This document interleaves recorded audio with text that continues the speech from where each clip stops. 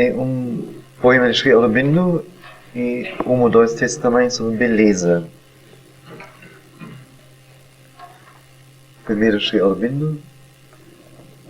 O adorador do infinito sem forma, não rejeites a forma, o que nela vive é ele. Cada finito, essa profunda infinidade, encerrando sua alma velada de puro deleite. A forma, em seu coração de silêncio recôndito, esconde o significado do seu mistério. A forma é a casa de maravilha da eternidade, uma caverna do eremita sem morte. Há uma beleza nas profundezas de Deus, ao milagre do maravilhoso que constrói o universo como sua morada. O em sua glória inumerável, rebentando como uma rosa explode em figura e cor, compele as grandes pétalas mundo a se abrirem.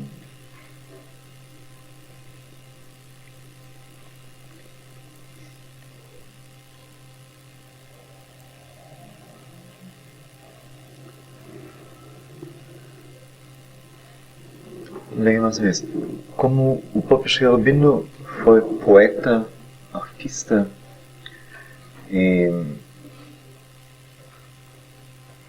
como ao mesmo tempo ele foi o criador do yoga integral, que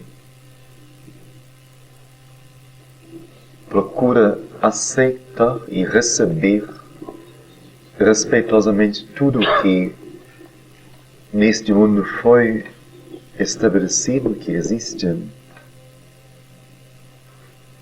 não rejeitando nada.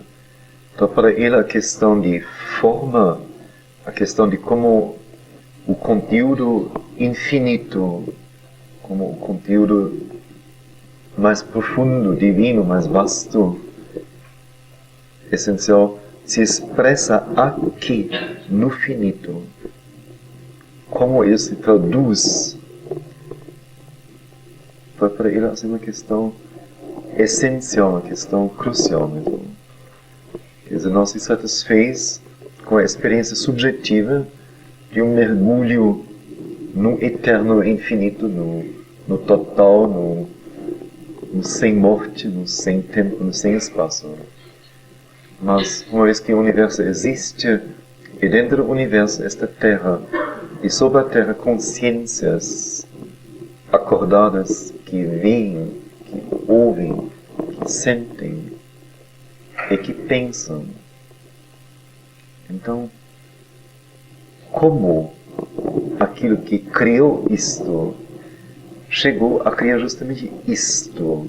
Isso tem um sentido ou não tem sentido? É um acaso que, assim, caiu este universo por acaso da mão dele?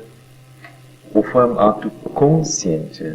E se for consciente do lado dele, de Deus, do divino, esta consciência e energia, então, como podemos nós rejeitar ou criticar ou reduzir isto?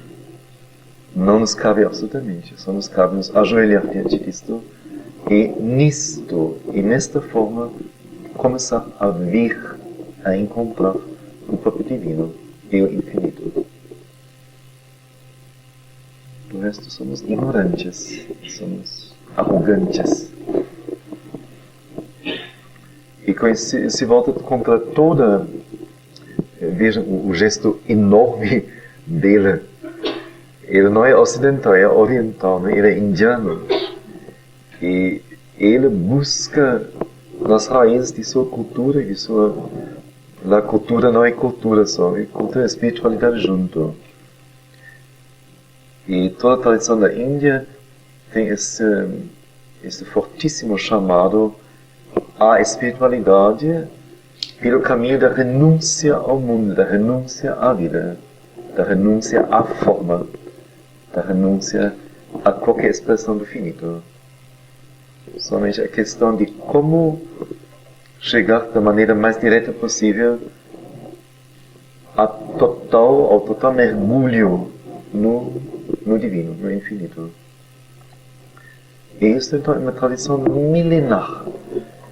E lá tudo se organizou nesses termos. Então ele diz, não. Isto não é verdade, isso não pode ser. Não faz o que nós fizemos, estabelecemos uma vida material, uma estética mental e negligenciarmos justamente o sentido religioso e esta ligação profundíssima da alma ao divino. Isso nós fizemos no Ocidente. Aqui também no Ocidente. Mosteiros, conventos, a mesma linguagem. O mundo não presta, a vida não presta. É inconciliável com a busca do infinito, com a busca de Deus. A mesma linguagem. Ele então diz, não, isto não pode ser verdade. Se ele é consciência, como é que este universo não poderia escapulir à consciência dele? Impossível. E se ele criou isso conscientemente, e se nós somos inclusive a criação dele, como nos cabe? Com que base temos para rejeitar ou criticar ou achar que não é isso, que é uma outra coisa? Então, por isso, e depois ainda, como digo, ele como poeta, não? Ele como artista, e ao mesmo tempo com esta profundíssima e grandíssima alma que ele traz assim tão plenamente, tão profundamente o hálito do infinito, do eterno.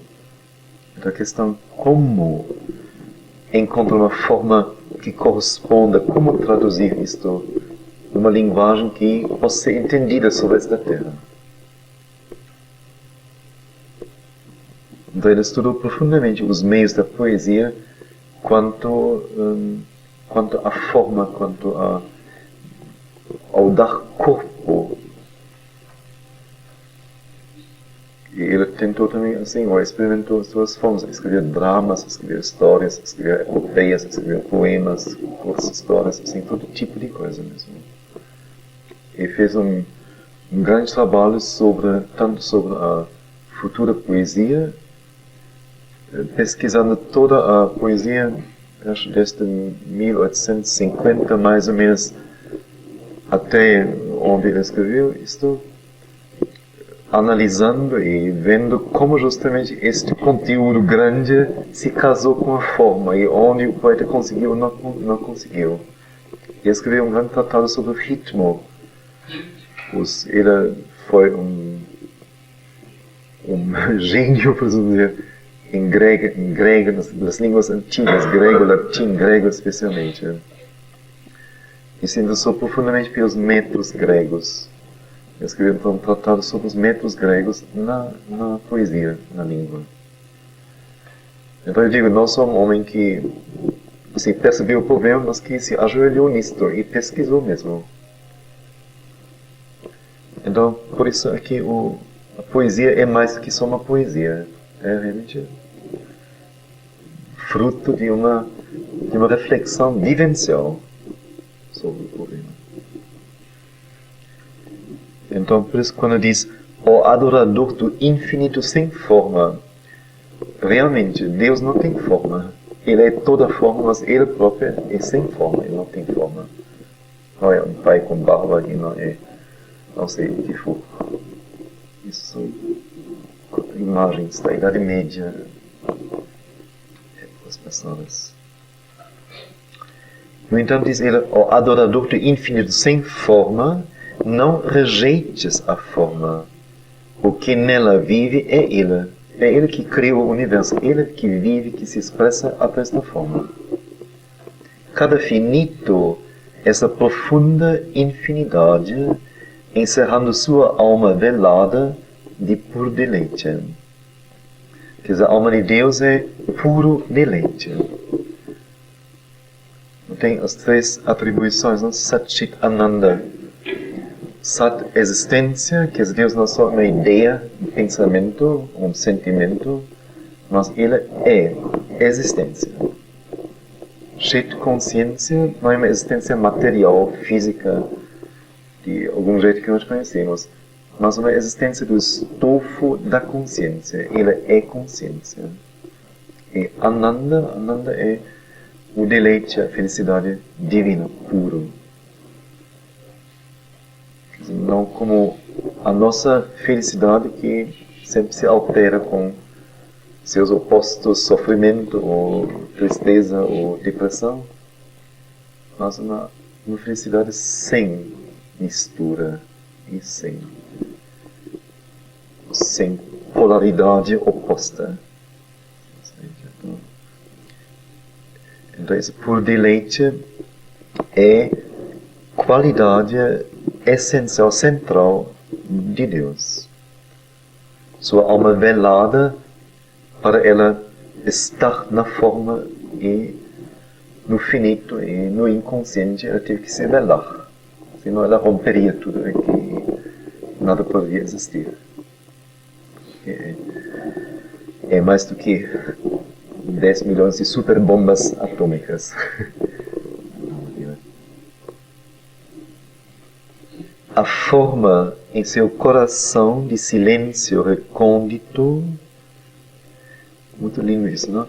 A forma teria em seu coração um silêncio recôndito, quer dizer, dentro de cada coisa um profundo silêncio. Não há barulho, não há cor, não há afirmação, lá dentro é o eterno silêncio em cada coisa.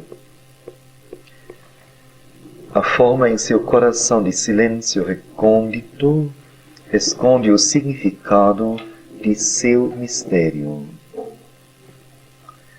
A forma é a casa de maravilha da eternidade. É tão linda a expressão. E se pensa, não sei, no fim qualquer coisa, primeiro quando se começa, vamos dizer, as coisas especialmente belas, uma flor, ou um de sol, manhã na praia, assim, realmente é uma casa de maravilha. O que de beleza, o que de harmonia, o que de fôlego, o que de precisão, preciosidade, o que de elaboração existe, é assim, é indizível mesmo. Uma caverna do infinito, do eremita sem morte. O eremita é aquele que vive só. Deus não tem companheiro, não precisa. Então ele vive só. Embora é um de nós, por assim dizer. Então cada forma seria uma caverna dele. Ele vive em tantas cavernas quanto tiver coisas infinitas. Então a segunda parte assim, de uma extraordinária beleza, acho, extraordinário ritmo. Há uma beleza nas profundezas de Deus, há um milagre do maravilhoso que constrói o universo como sua morada.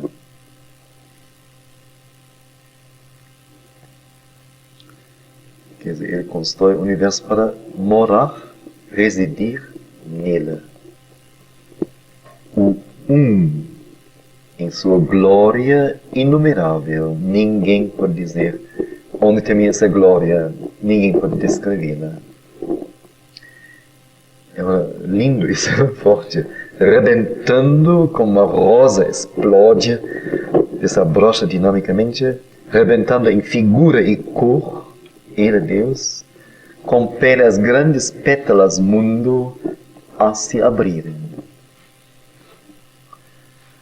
Quer dizer, pela dinâmica dele, pelo eclodir criativamente em forma e cor, ele faz com que tudo tem que se abrir, tem que ir, tem que amadurecer, tem que florescer.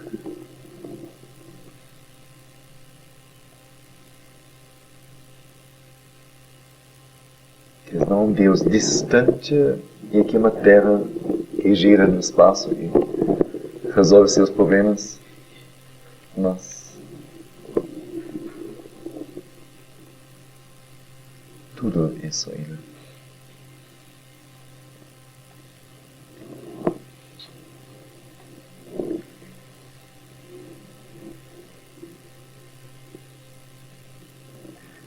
Então, dois textos também são beleza. Um primeiro, assim, muito tocante, muito forte mesmo. Para fazer este yoga, se deve ter um pouco, pelo menos, o sentido de beleza. Se não o temos, falta-nos um dos mais importantes aspectos do mundo físico. Há esta beleza, esta dignidade de alma, uma coisa em relação à qual sou muito sensível. É uma coisa que me move e evoca em mim um grande respeito, sempre. Sim, esta beleza de alma que é visível no rosto, esta espécie de dignidade, esta harmonia de realização integral. Quando a alma se torna visível no físico, ela dá esta dignidade, esta beleza, esta majestade. A majestade que vem do fato do ser o tabernáculo do Supremo. Então, mesmo coisas que não têm nenhuma beleza particular, vestem um sentido de eterna beleza. Da eterna beleza, ela frisa. Eu vi desta maneira rostos que passam de um extremo ao outro num instante.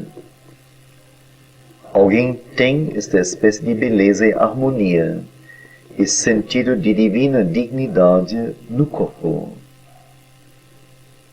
E de repente vem esta percepção de um obstáculo, uma dificuldade, e o sentido de falha, de indignidade. E então, uma repentina deformação na aparência, uma espécie de decomposição das feições. E, no entanto, é a mesma face.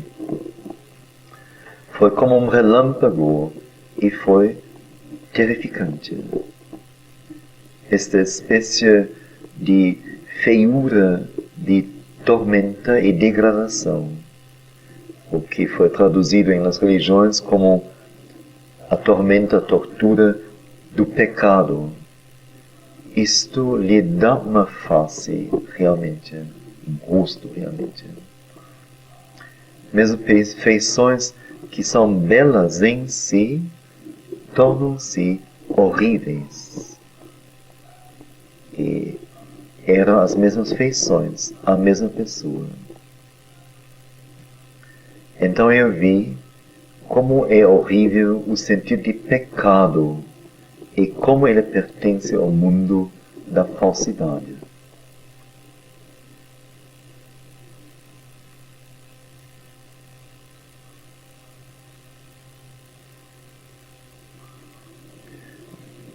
Como sempre, o que ela vê são as coisas que a gente nem imagina que alguém poderia pensar ou sentir assim. Uma consciência tão autônoma, tão independente de tudo, que você me diz as coisas. É assim, maravilhoso para nós, realmente. Assim.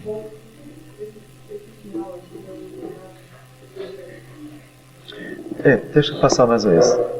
Então, para fazer este yoga, Também é interessante, nunca ouvi ninguém falar que para o yoga é necessário sentir beleza.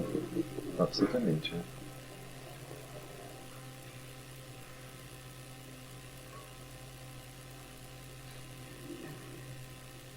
Então, para dizer, este yoga, justamente o que eu falei de Sri Aurobindo, de sua atitude diante do mundo das coisas, isto é parte ou base de seu yoga. Está no coração. Está respeitosamente, está profundamente se interligar com as coisas e com o mundo. E responder a ele com veneração daquilo que está nele e com amor. Então, realmente, como a beleza é a expressão do físico, vamos dizer, da perfeição no físico, então realmente deve ser parte de seu yoga. Então, para fazer esse yoga, devemos ter, ou deve-se ter, um pouco, pelo menos, o sentido de beleza. Se não o temos, falta-nos um dos aspectos mais importantes do mundo físico. Então, se diz sim, tudo bem, uma folha, uma nuvem, brota aqui, esfera. Mas então diz, há esta beleza, esta dignidade de alma. Então ela define beleza. Beleza não é uma maquiagem, um colorido, um jeitoso vestir-se. Não, é uma coisa de dentro, do mais profundo. É uma alma que se estabeleceu de tal maneira que ela exala de si dignidade, uma dignidade de alma.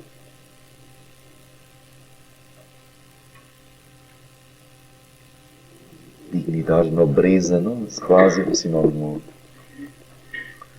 Então é uma coisa disso, ela, em relação à qual sou muito sensível. É uma coisa que me move e que evoca em mim um grande respeito, sempre. E quando ela vê isto, é o divino que ela encontrou naquele momento. Então, isto sempre lhe causa um grande respeito. Sim, esta beleza de alma que é visível no rosto. Que nosso rosto é o espelho mais direto, mais fino, mais comunicativo daquilo que está em nós. O próprio rosto, os olhos especialmente, mas o rosto tudo. Certamente não é casual que o resto do corpo escondemos, que é o rosto, que está sempre visível e que sempre é para nós. Nunca procuramos o joelho, o pé ou a barriga de uma pessoa, não? Quando falamos com ela, mas é o rosto. É a coisa mais comunicativa.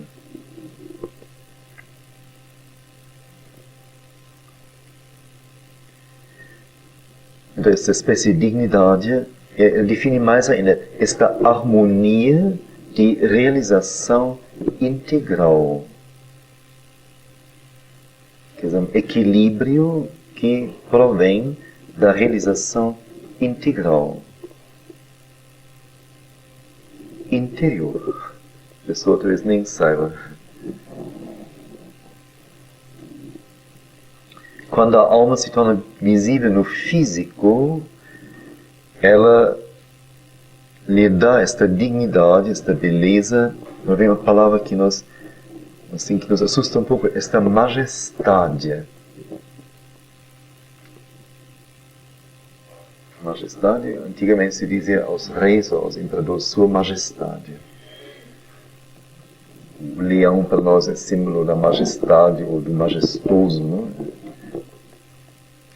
Algo que, no fundo, é isolado de nós, está num outro nível, não? É de uma expressão de um poder muito grande, de uma totalidade inteireza, não? De uma força enorme que esse corpo no caso do rei, vamos dizer, não é ele como pessoa. Às vezes os reis são até pessoas assim frágeis e doentes e degeneradas, inclusive, não é? E não se renovam o suficiente. Mas vamos dizer, o que ele representa é um poder imenso. Não? Ele é o centro de um reino, de um império. É dele que partem os comandos, é para ele que tudo converge. Para isso lhe confere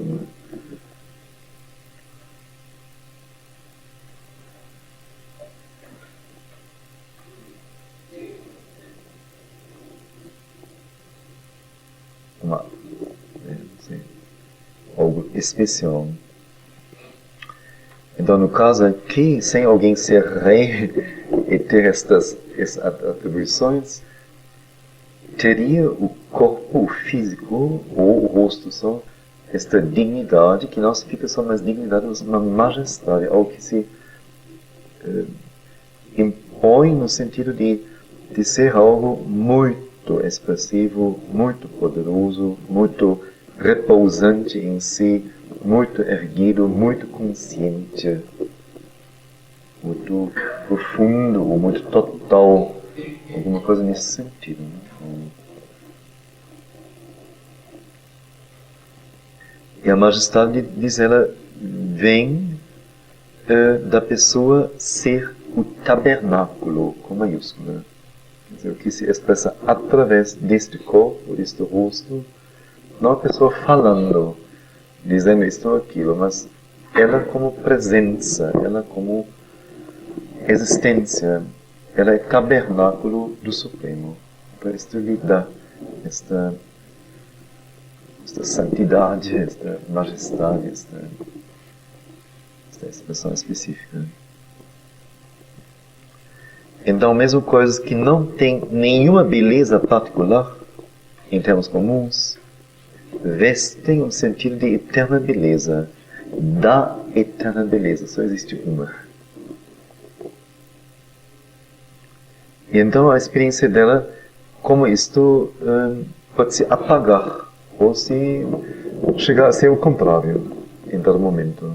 Então, vi desta maneira rostos que passam de um extremo ao outro num instante. Então alguém tem esta espécie de beleza e harmonia, esse sentido de divina dignidade no corpo. Então vemos agora, não seria somente o rosto, mas o corpo também. Então, de repente, vem a percepção de um obstáculo, uma dificuldade, e o sentido de falha, de indignidade, sentido de culpa, não é? Esta coisa. E então, uma repentina deformação na aparência, uma espécie de decomposição das feições. E, no entanto, é o mesmo rosto. Foi como um relâmpago e foi terrificante. Que para quem é sensível, não que a expressão em si seja terrificante, mas o deslizar do estado de harmonia e de integral realização para dentro desse desmanchado. Quer dizer, esta troca é terrificante.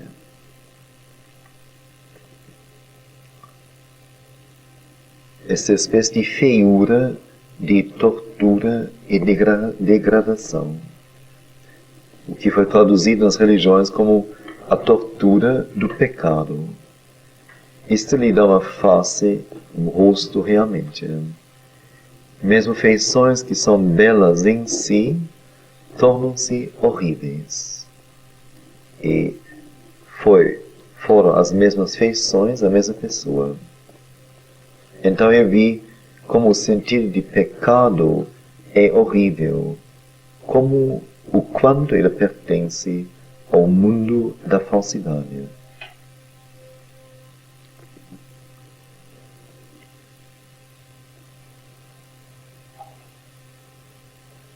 Quer dizer, o pecado seria a consciência de ter violado uma harmonia, finalmente, vamos dizer, um sentido mais profundo, a viola da harmonia divina, a harmonia do todo, o equilíbrio do todo, ter agido contra Deus, contra o Espírito, contra a verdade, contra o que deveria ser feito,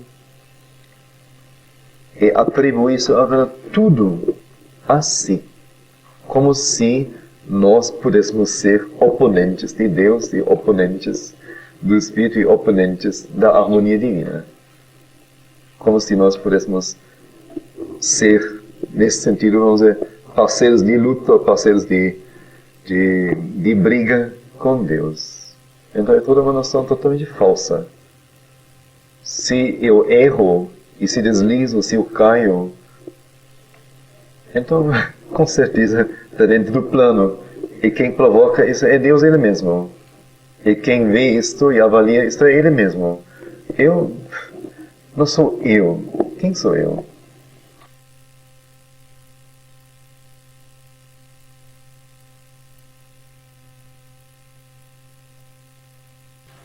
Então, atribuir a si mesmo este pecado, violar a ordem divina, como se pudéssemos isso realmente, se Ele não quisesse isto, e usasse isso como meio para nos levar de maneira mais rápida, pela dor e pelo sofrimento, a uma maturidade maior. Então isso é uma coisa falsa. E uma religião que apoia isto e até chega a dizer que isso causa manchas na alma que nunca mais se apagam e coisas desse tipo. Então, aí está tudo preto. E é feito isso, não é?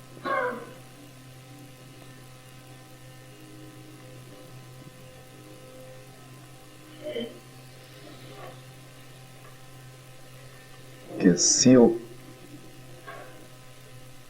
peco, se eu faço algo de que percebo que não é o que eu devo fazer, é algo que aparentemente está contra a fé e contra o que eu vejo como verdadeiro e certo, e aqui me propus e deslizo, ou caio, ou tropeço, ou escolho mesmo conscientemente no momento em que a consciência se vela este ato, esta coisa, esta realização,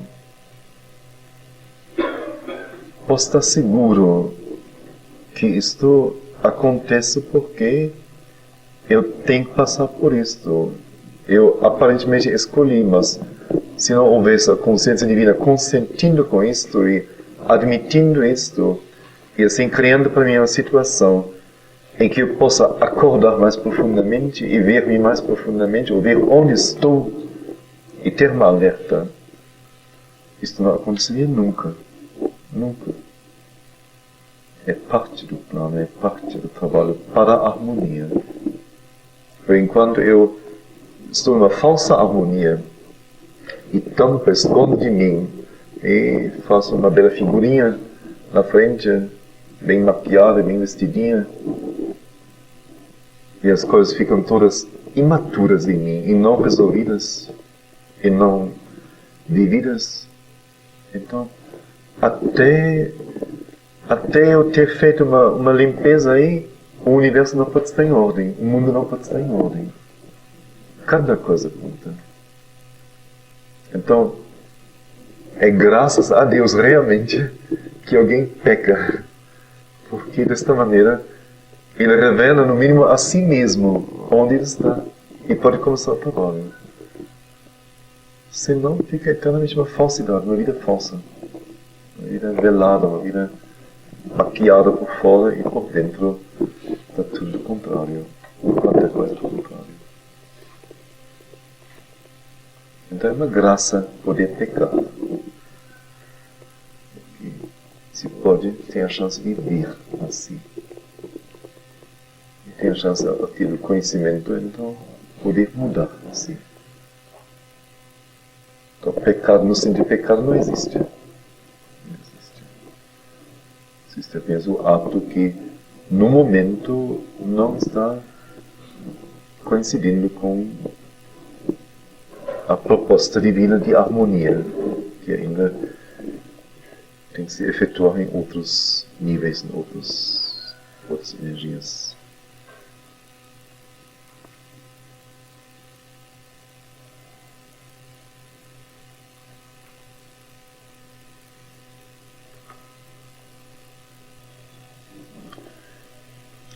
Um último texto.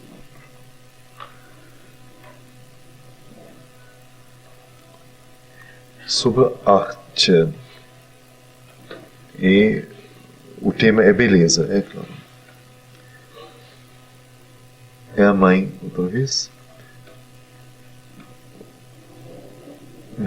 Arte verdadeira deve expressar o belo, mas em uma intimidade próxima ao movimento universal.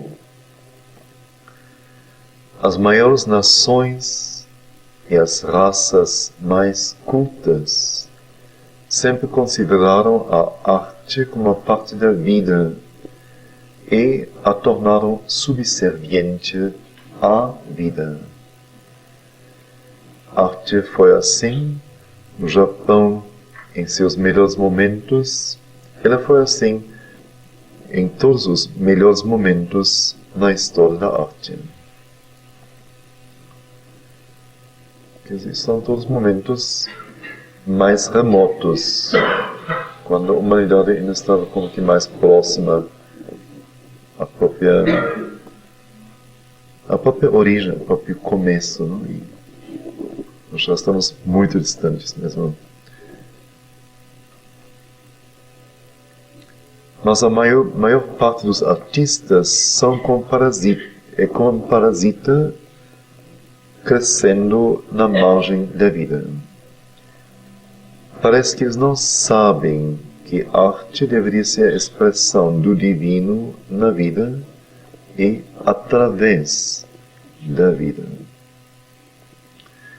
A arte deveria ser a expressão do divino.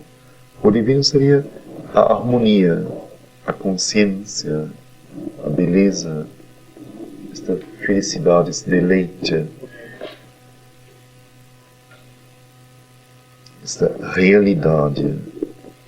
Então, a arte deve ser a expressão disto na vida e através da vida. Em cada coisa, em todo lugar, em todas as relações, a verdade deve ser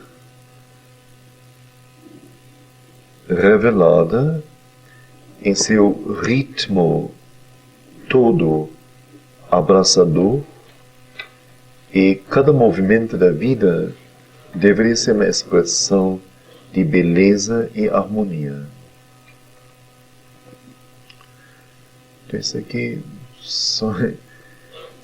é algo do coração mesmo da essência do yoga integral.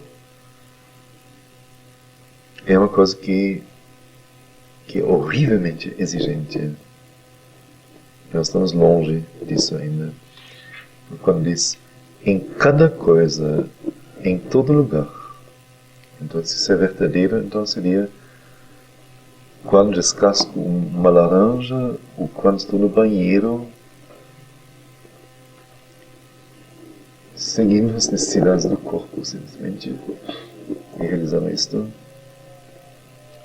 Em cada coisa, em todo lugar, em todas as relações, a verdade deve ser revelada em seu ritmo todo abraçador.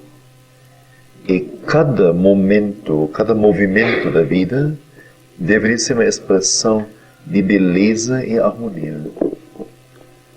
Então, cada movimento, não só o resultado de eu me pentear, mas o jeito como eu coloco o pente, em que está deixando o pente, em que a relação, o pente está com o copo com os outros utensílios de higiene que estão aí. Como deixo quando saio do quarto meu sapato, assim, as mil coisinhas. Tudo isso deve expressar uma beleza e verdade. Não a verdade da desordem. Essa é uma verdade inferior. Mas a verdade da ordem, a verdade da consciência. Isso é yoga integral. Não é fazer belas asanas, coisas tipo. Pode ser também. É viver.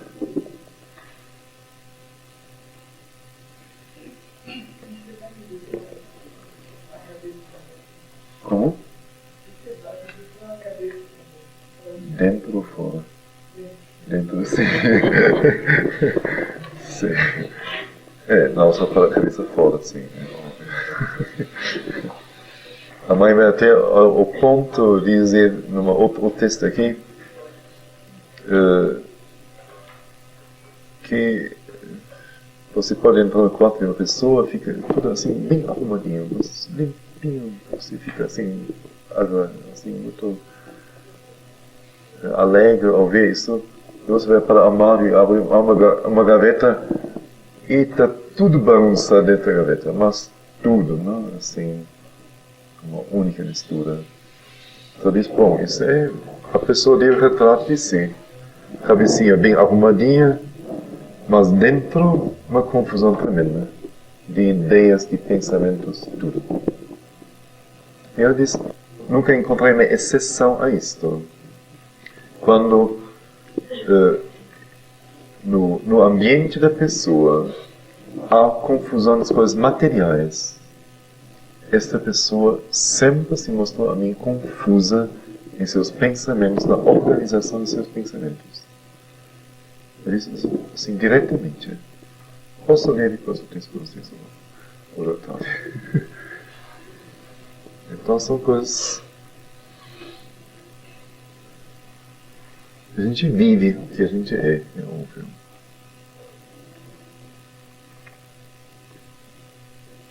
Então, habilidade não é arte, talento não é arte.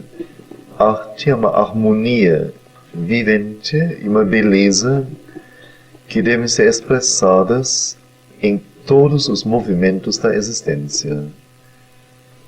Esta manifestação de beleza e harmonia é parte da realização divina sobre a Terra, talvez sua maior parte.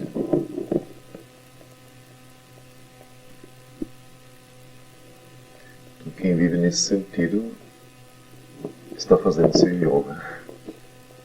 Somente cuidando para que as coisas suas coisas estejam em harmonia, que haja esta realização de beleza em tudo.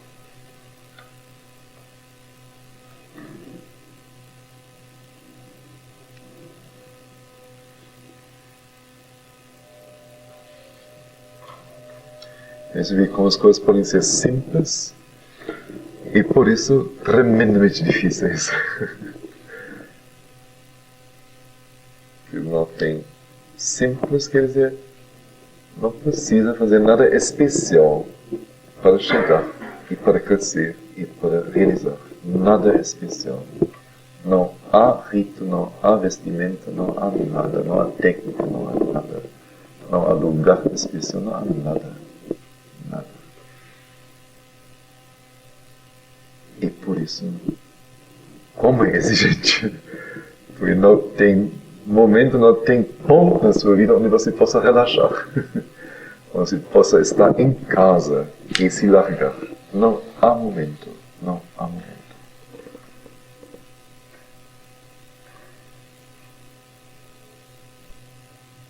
Mas se pega o fio, então é possível que toda a existência e todo ser se eleve, se cresça, se imbua com esse sentido, esta presença, esta energia.